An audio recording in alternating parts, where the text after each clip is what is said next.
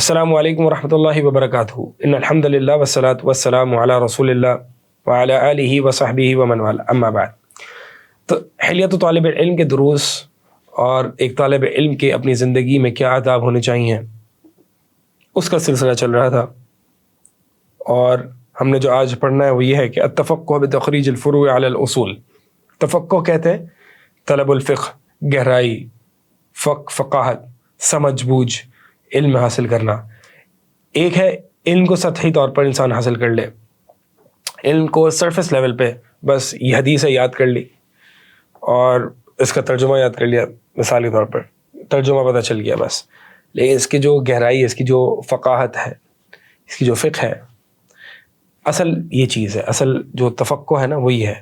تو تفقہ بتخریج الفروع علی الاصول، یعنی اصول کو فروع پر اپلائی کرنا۔ دیکھیں کوئی بھی ایک علم ہوتا ہے، اس کے کچھ اصول ہوتے ہیں اور کچھ فروع ہوتے ہیں۔ فروع یعنی جزئیات، اصول یعنی موٹے موٹے قواعد اور پرنسپلز۔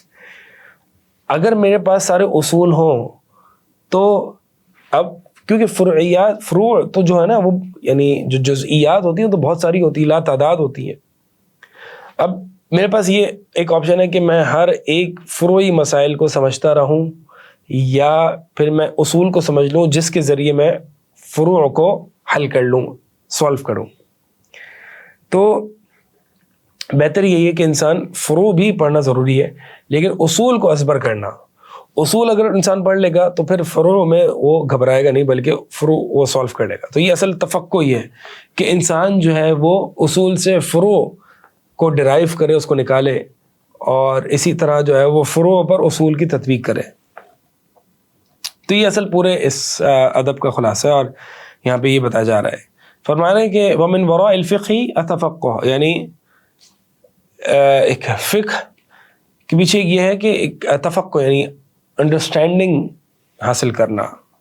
وَمُعْتَمِلُهُ، اور اس کو حاصل کرنے والا هو الذي يعلق، معتمل یعنی اس کو حاصل کرنے والا وہ شخص ہے جو کہ يعلق الأحكام بمداركها الشرعية، یعنی اس فقاہت کو حاصل کرنے والا کون ہے کہ جو احکام کو شرعی ماخذ سے جوڑتا ہے، شرعی ماخذ سے جوڑتا ہے۔ یہ حکم ہے، شرعی اپلیکیشن کیسے ہو رہی ہے، یعنی ایک بیسک طریقے سے شرعی اصول ان قواعد اور پرنسپلز کی اپلیکیشن کن واقعات پر، ایونٹس پر، مسائل پر، یہ اصل چیز ہے۔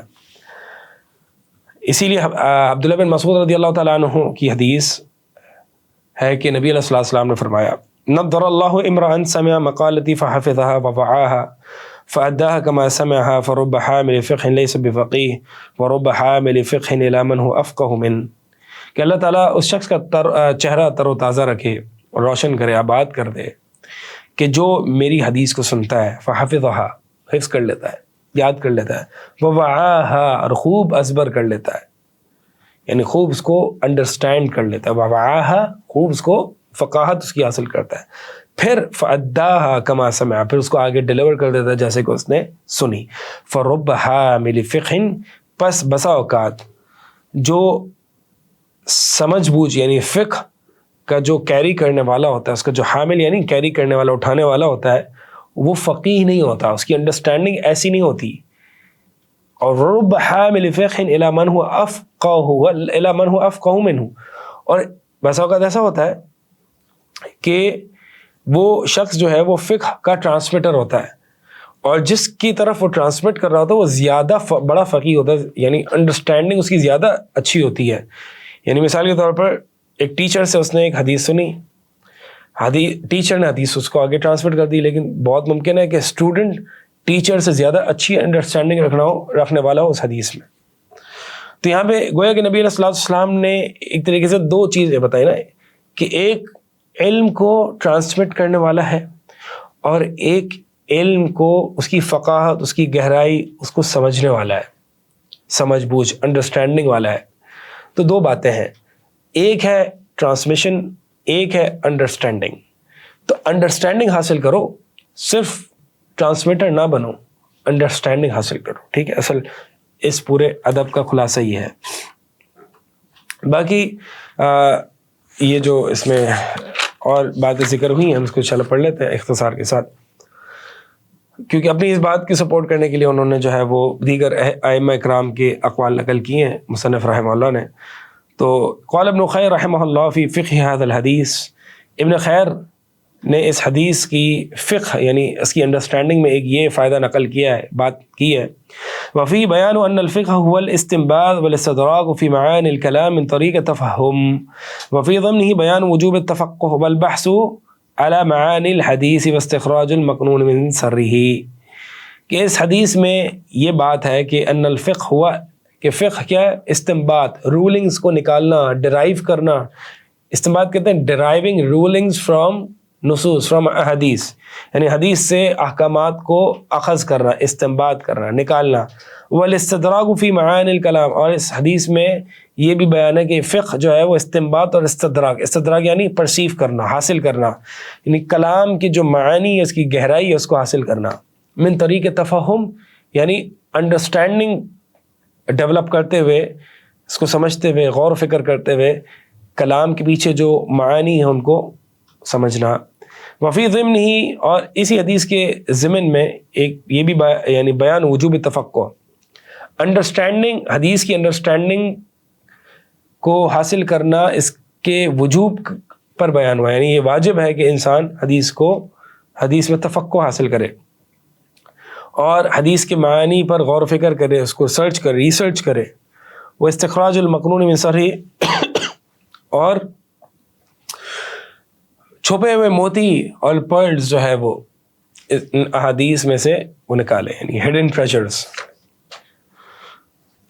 تو یہ بتایا جا رہا ہے. اور اسی طرح آگے فرما رہے ہیں کہ یعنی اب مثال دے رہے ہیں کہ ایسے بھی علماء گزرے کہ جنہوں نے ان قرآن حدیث میں سے بے شمار ہڈن ٹریجرز نکال کے لوگوں کے سامنے پیش کیے، جن میں سے سر فہرست یعنی جو حال ہی کے یعنی جو میڈیول پیریڈ قرون وسطیٰ کے جو ایگزامپلز ہمیں ملتی ہیں وہ یہ ہیں. ولی شیخین یعنی شیخ الاسلامی ابن تیمیہ رحمہ اللہ والتلمیذہ ابن القیم الجوزیہ رحمہم اللہ جمیعا فی ذلک القدح المعلی، یعنی شیخ الاسلام ابن تیمیہ ان کے جو اسٹوڈنٹ ہیں ابن القیم، اس معاملے میں یعنی تفقہ میں ان کا بڑا بلند مقام ہے.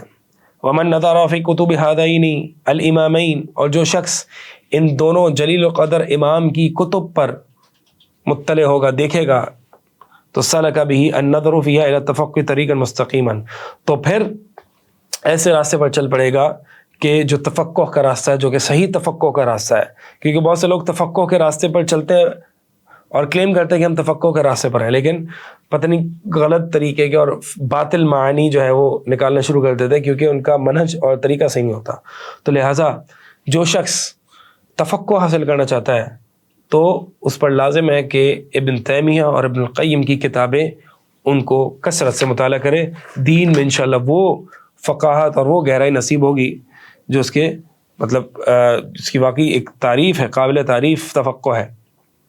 اور اسی طرح آگے فرما رہے ہیں کہ ابن تیمیہ رحمہ اللہ کی یعنی ایک اچھی بات کہ جو انہوں نے یعنی ایک مجلس تفقہ یعنی تفقہ کی مجلس کے ایک سلسلے میں بات کہی تھی.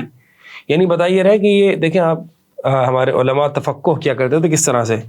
کہتے ہیں کہ اما بعد ابن تیمیہ رحمہ اللہ فرماتے ہیں کہ فقد کننا فی مجلس تفقہ فی الدین، کہ ہم ایک گیدرنگ میں تھے کہ جس میں دینی تفقہ، دینی انڈرسٹینڈنگ گین کی جا رہی تھی.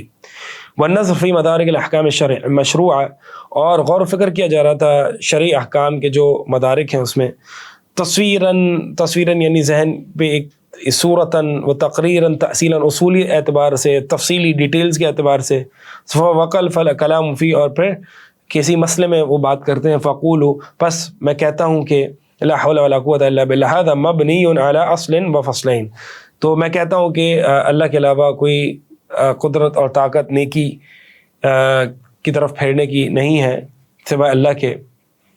تو یہ مسئلہ جو ہے یعنی جس بارے میں وہ تفقہ کر رہے تھے، یہ مسئلہ جو ہے وہ ایک اصول اور دو بنیادی کیٹیگری یا فصل میں جو ہے وہ ڈیوائیڈڈ ہے. یعنی بات یہ کر رہے ہیں، یعنی بتانا ہی چاہ رہے ہیں کہ یہ اہل علم جو ہے وہ کس طریقے سے تفقہ کیا کرتے تھے. ایسا نہیں ہے کہ کوئی یہ نئی چیز ہے، بلکہ یہ مطلوب ہے. آگے فرماتے ہیں وَعَلَمْ أَرْشَدَكَ اللَّهُ أَنَّ بَيْنَ يَدَيْ تَفَقُّهِ التَّفَکُّرُ، کہ تفکر کے ساتھ ایک اور چیز ہے، وہ تفکر جس کو ہم غور و فکر کہتے ہیں. ایک ہے تفقہ، ایک ہے تفکر، غور و فکر. تفقہ ڈیپ انڈرسٹینڈنگ, تفکر ponder, contemplation, reflecting over something. فإن الله سبحانه وتعالى دعا عباده في غير ما آية من كتابه إلى التحرك بإجالة النظر العميق في التفكر في ملكوت السماوات والأرض, وإلى أن يمعن المرء النظر في نفسه وما حوله فتحا للقوى العقلية على مصراعيها إلى مصراعيها. فرماتے ہیں کہ اللہ تعالیٰ نے اپنی کتاب العزیز قرآن میں کئی جگہ لوگوں کو دعوت دی ہے کہ وہ آسمان, زمین, چرند پرند, اپنی مخلوق, اپنی خلقت میں, اپنی کریشن میں غور و فکر کریں, سوچیں, تفکر کریں, تاکہ ان کی عقلی قوتوں کو کھولا جا سکے. اعلیٰ مصراعیہا, پورے طریقے سے, یعنی ہر طرف سے ان کی عقلی اور انٹلیکچول پاورز کو یعنی اس کو بڑھایا جا سکے, یہاں تک کہ حتی یصل الی تقویۃ الایمان, یہاں تک کہ ان کا ایمان بڑھ جائے اور ایمان اسٹرینتھن ہو جائے. وتعمیق الاحکام, اور یہاں تک کہ ان کو احکامات میں گہرائی حاصل ہو. والانتصار العلمی, اور علمی پختگی حاصل ہو. کذالک یبین اللہ لکم آیاتہ لعلکم تعقلون, اسی طرح اللہ تعالیٰ تمہیں بیان کرتا ہے آیات تاکہ تم تعقلون, تاکہ تم عقل استعمال کرو, عقل میں پختگی ہو جائے تمہارے. قل هل يستوي الأعمى والبصير افلا تتفکرون, کہہ دیجئے کہ کیا ایک اندھا, ایک نابینا شخص اور ایک دیکھنے والا شخص برابر ہو سکتے ہیں؟ پھر تم غور و فکر کیوں نہیں کرتے؟ یعنی وہ شخص جو کہ غور و فکر کرتا ہے وہ دیکھنے والا ہے, صاحب بصیرت ہے, اور جو شخص غور و فکر نہیں کرتا وہ اعمیٰ, نابینا ہے. لہٰذا فإن التفقه ابعد مدى من التفکر, لہذا تفقہ جو ہے اس کا دائرہ کار, اس کا ڈومین زیادہ بعید اور وسیع ہے بنسبت تفکر کے.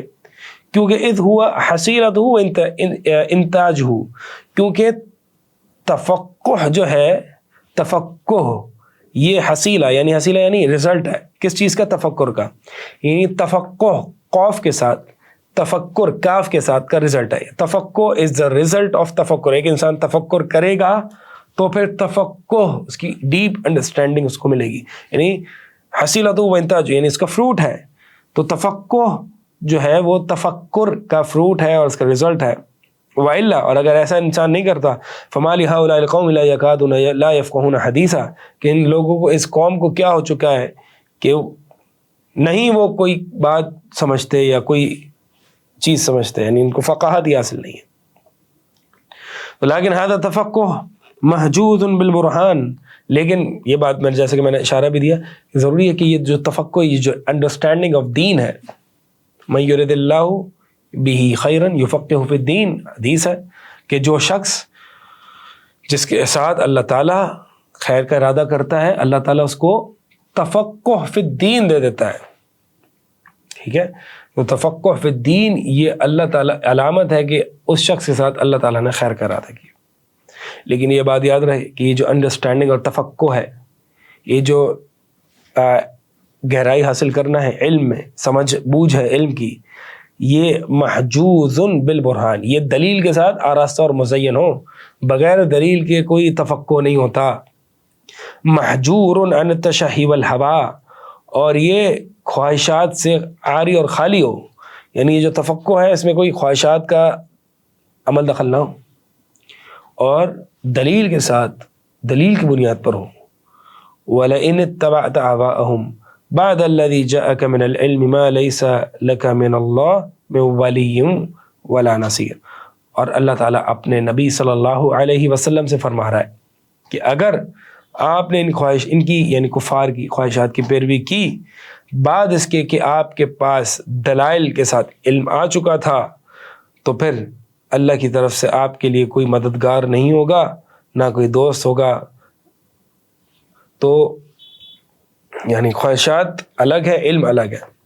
تو لہٰذا میں اس طرف یہ امپورٹنٹ بھی ہے بات کہ انسان کو چاہیے. بہت سے لوگ آج یہ کہتے ہیں کہ جن کو عربی بھی نہیں آتی ہو, یا جن کو علوم یعنی قرآن حدیث کے جو علوم ہیں ان کے ساتھ ان کو معرفت بھی حاصل نہیں ہوتی, اور وہ کہتے ہیں جی میں نے فلاں آیت میں یہ تدبر کیا اور میں نے یہ کر لیا اور اس سے یہ ثابت ہو گیا, اور قرآن کی آیت کو پتہ نہیں کہاں کہاں فٹ کر رہے ہوتے ہیں اور کہتے ہیں کہ یہ ہے اصل انڈرسٹینڈنگ آف دین.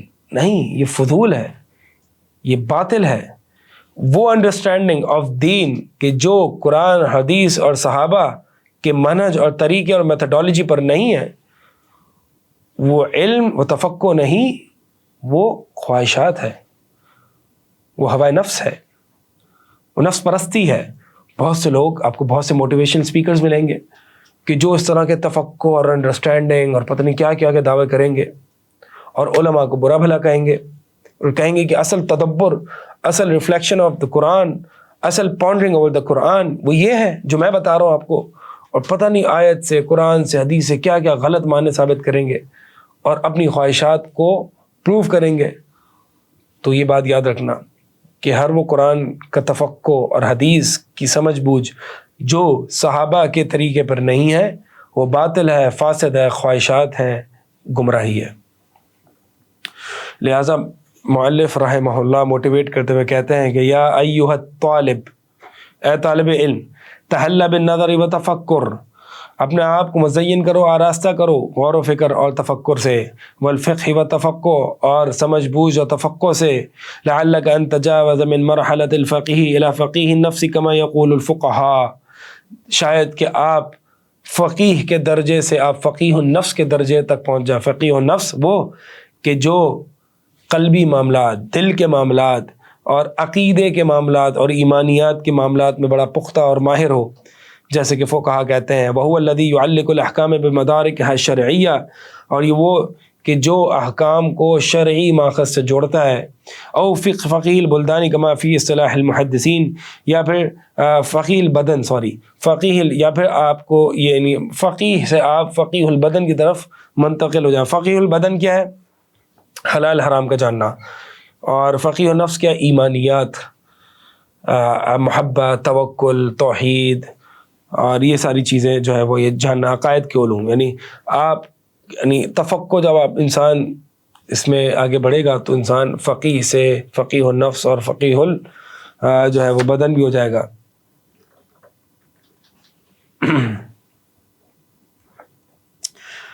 آگے فرماتے ہیں فاجل النظر عند الواردات بتخریج الفروع على الاصول وتمام العنایت بالقواعد والضوابط، فرماتے ہیں کہ لہٰذا اصول اور فنڈامنٹلز اور قواعد کے علم کو حاصل کرو اور ان قواعد اور فنڈامنٹلز کی اپلیکیشن بھی سیکھو اور پورا اہتمام کرو قواعد اور ضوابط کو علم کو حاصل کرنے کا، اور غور و فکر کرو۔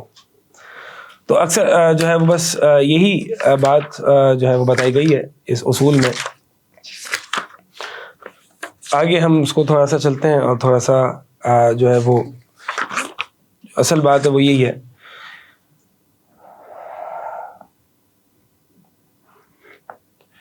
بہرحال آگے بھی جو ہے وہ یہی بات کرتے ہیں کہ وعلیک بالتفقہ کما اسلفت فی نصوص الشرع، لہٰذا تفقہ کو لازم پکڑو جیسے کہ میں نے پہلے ذکر کیا فی نصوص الشرع یعنی شرعی نصوص میں، اور اسی طرح شرعی حالات میں وتبصر فیما یخف احوال التشریع، شرعی حالات میں بصیرت کو اپنے اوپر لازم پکڑو، بصیرت اپناؤ، اور اسی طرح مقاصد الشریعہ میں غور و فکر کرو۔ فإن خلا فہمک من هذا او نبا سمعک، اگر آپ کا فہم اس سے خالی ہوا، یعنی آپ نے اس چیز تفقہ کی طرف دھیان نہیں دیا، اور آپ یعنی ونبا یعنی غافل ہونا، سمعک آپ کی جو یعنی سماعت ہے اس سے غافل ہو گئی، فإن وقت قضاء، تو پھر آپ اپنا وقت ضائع کر رہے اس علم میں کیونکہ آپ فقاہت اس سے حاصل نہیں کر رہے۔ وإن اسم الجاہل علیک ولا واقع، اور پھر آپ عالم سے بہتر جو ہے وہ جہالت کا اسم آپ پر منطبق ہوتا ہے۔ وهذه الخلة بالذات هي التي تعطيك التميز الدقيق والمعيار الصحيح لمدى التحصيل بقدرة على التقرير، اور یہ جو خوبی ہے نا یعنی خلا یعنی خوبی، یہ جو خوبی ہے کون سی خوبی؟ تفقہ کی، یہ انسان کو جو ہے وہ بڑے اعلیٰ مقام پر پہنچا دیتی ہے، اور استنباط اور یعنی دقیق اور باریک بینی یعنی تمیز ڈفرینشیٹ کرنا اور صحیح معیار آپ کو عطا کرتی ہے، اور اپلیکیشن کا بھی صحیح آپ کو تطبیق سکھاتی ہے۔ فالفقیہ هو من تعرض له الناظلة لا نص فيها فيقتبس لها حكما، تو فقیہ تو وہ ہوتا ہے، فرما رہے ہیں کہ فقیہ تو وہ ہوتا ہے کہ جس پر کوئی ایسے ہنگامی حالات پیش آتے ہیں کہ جس میں اس کے پاس کوئی واضح نص نہیں ہوتی، تو وہ جو اصول اس کے پاس ہوتے ہیں، جو اصول جو قواعد اس کے پاس ہوتے ہیں، وہ اس کو اپلائی کرتا ہے ان نوازل یعنی ہنگامی حالات یا کوئی ایسے واقعات پر کہ جس میں صریح نصوص تو شاید نہ ہو، لیکن اس کو وہاں پہ اپلائی کر دیتا ہے. تو لہٰذا ایک ایگزامپل دے کے یہ بات سمجھا رہے ہیں اور اپنی بات کو یہ جو ہے وہ ختم کرتے ہیں. کہتے ہیں کہ والبلاغی ليس من يذكر لك اقسام وتفريعاتها لكنه من تسري بصيرته البلاغية في كتاب الله. بلاغی یعنی وہ جو شخص جو کہ علم البلاغہ میں مہارت حاصل کرنے والا ہے. تو بلاغی وہ شخص نہیں ہوتا کہ جس سے آپ پوچھو گے جی علم بلاغت کی کتنی اقسام ہیں، وہ بتا دے گا علم بلاغت کی 3 اقسام ہیں، علم المعانی اور اسی طرح جو ہے علم البدیع، اور یعنی یہ 3 اقسام بتا دے گا آپ کو بلاغت کی. نہیں، بلاغی وہ نہیں ہوتا. بلاغی یعنی رٹو طوطا نہیں ہوتا کہ آپ کو یہ آپ اس کو پوچھیں جی مثال کے طور پر نحوی، یہ نہیں ہوتا کہ آپ سے پوچھیں کہ جی بتائیں کہ منصوبات کی کتنی قسمیں، تو منصوبات کی قسمیں بتا دے گا، منصوب یہ بھی ہوتا ہے، یہ بھی ہوتا ہے، یہ بھی ہوتا ہے، یہ بھی ہوتا ہے، مفاعل خمسہ ہوتے ہیں، اس میں انا ہوتا ہے وغیرہ وغیرہ. نہیں، یہ نحوی ہے، یہ بلاغی نہیں ہوتا. نحوی یعنی بلاغی کون ہوتا ہے؟ فرماتے ہیں بلاغ لیکن نہ بلاغی وہ ہوتا ہے کہ من تسری بصیرت، کہ سرایت کر جائے اس کی بلاغی بصیرت فی کتاب اللہ، اللہ کی کتاب میں، کہ جس کی بلاغی بصیرت یعنی جو اپلائی کرنے والا ہو، اس کو تقسیمات رٹو طوطے کی طرح یاد نہ ہو. ٹھیک ہے، یاد ہو بھی سکتی، نہیں بھی ہو سکتی، لیکن اصل جو بلاغی ہے، اصل جو مہارت ہے وہ اپلیکیشن کی ہے، تطبیق کی ہے. کیا وہ قرآن سے بلاغت سمجھانے والا ہے؟ کیا وہ قرآن میں جو موجودہ بلاغت ہے، کیا وہ اس کو سمجھنے والا ہے؟ کیا وہ بلاغت کے رولز کو اس پہ اپلائی کرنے والا ہے؟ فَيُخْرِجُ مِن مَقْرُونِ عُلُومِهِ وُجُوهَهَا، تو وہ بلاغت کے چھپے ہوئے موتیوں سے، یعنی بلاغت کے علوم سے وہ چھپے ہوئے موتی نکالنے اور بلاغی پہلو نکالنے پر قادر ہے یا نہیں ہے؟ وَإِن كَتَبَ وَخَتَبَ نَظَمَ لَكَ عِقْدَهَا، اور اگر وہ یعنی بلاغی تو وہ ہے کہ اگر وہ کتبہ کوئی بات لکھے او خطبہ یا سپیچ دے تو نظم لکا عقدہا، تو وہ موتی جڑ دے، موتی آپ کے سامنے جڑ دے. مقصد یہ ہے کہ بلاغی تو وہ ہے کہ جو پریکٹیکل ہوتا ہے، جو تھیوری نہیں ہوتی. اصل بات یہی ہے کہ بلاغی یہاں پہ ایک مثال کے طور پر ایگزامپل کی ہے، یعنی محدث فقیہ تو وہ ہوتا ہے کہ جو دینی مسائل سے پڑھے ہیں وہ پریکٹیکل سائڈ پہ بتا رہا ہے نہیں بتا رہا. پریکٹیکل میں یعنی کتنا پریکٹیکل ہے کہ انسان، یعنی ایک شخص ہے وہ بہت ممکن ہے کہ اس کو حدیثیں بہت یاد ہو، لیکن اپلیکیشن اس کی اتنی کمزور ہے، فقاہت اس کی تفقہ اتنا کمزور ہے کہ وہ اپلائی نہیں کر پا رہا. اور یہ تمام علوم میں یہی معاملہ ہے. تو اسی پر ہم اکتفا کرتے ہیں، اور اگلے ایپیسوڈ میں آپ کے سامنے جو ہے اللجوء الی اللہ، اللہ سے لا لگانا، یہ ایک طالب علم کا بہت ہی امپورٹنٹ ادب ہے. ہمیں اللہ سے لا لگانا، یعنی اگر ایک انسان طلب علم میں علم حاصل کر رہا ہے، بہت زیادہ پڑھ رہا ہے، مطالعہ کر رہا ہے، انڈرسٹینڈنگ گین کر رہا ہے، لیکن اللہ سے اس کا تعلق ہی نہیں ہے کوئی. صبح شام پڑھ اللہ کے بارے میں رہا ہے، رسول کی حدیثوں کو پڑھ رہا ہے، لیکن اللہ کا قرب اس کو فیل نہیں ہو رہا، اور اللہ کے قریب نہیں آتا، اللہ سے دل نہیں لگاتا، اللہ سے باتیں نہیں کرتا، اللہ سے دعائیں نہیں مانگتا، تو یہ کون سا علم ہے جو حاصل کر رہا ہے؟ تو ایک طالب علم کو اللہ سے لا لگانا، اس کے لیے تو بہت زیادہ امپورٹنٹ، یعنی اس کا ایک ڈیلی روٹین ہونا چاہیے کہ ایک وہ وقت ہو ایک طالب علم کا کہ جس میں وہ اللہ سے لا لگا، اللہ سے بات کرے. اس کو انشاءاللہ ہم اگلے ایپیسوڈ میں کور کریں گے. اقول قولی ھذا استغفر اللہ لی ولکم وسائر المسلمین.